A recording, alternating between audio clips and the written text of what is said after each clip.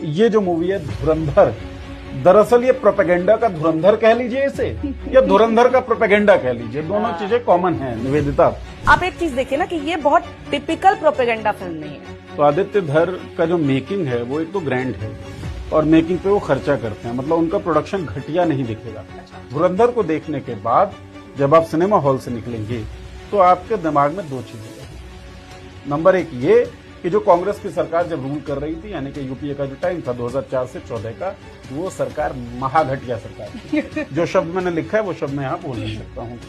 और उसी पहले पॉइंट में आप ऐड कर लीजिए कि वो सरकार तो घटिया थी और अकेले डोभाल साहब जो हैं वो इस देश को बचा रहे थे। इंटेलिजेंस के सबसे बड़े ऑफिसर अपनी ही सरकार से परेशान, लेकिन जैसे उनको आभास हो कि कोई दिव्य पुरुष आने वाला है, 2-3 डायलॉग्स हैं लगातार के टाइम आएगा, टाइम आएगा, टाइम आएगा। तो किस तरह का ठीक है। कंधार हाईजैक किसके दौर में होता है? अटल बिहारी वाजपेयी के दौर में।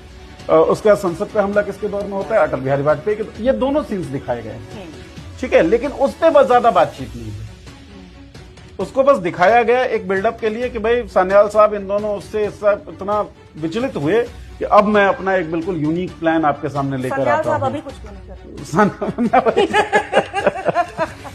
अब इसके बाद सान्याल का जो कैरेक्टर है वो कहता है कि भाई उत्तर प्रदेश में ऐसे ऐसे पैसा आता है जब इंटर जाती है उसके पास, तो लेकिन वहां तो सरकार ही ऐसी है जिसको देश की पड़ी ही नहीं है।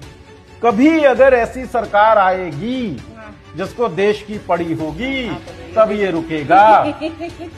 दत्ता स्टोरी भी आने वाली, वो चुंडी उठा रहे हैं ताजमहल के अंदर से शिवजी निकल रहे हैं, मतलब ठीक अजीब है।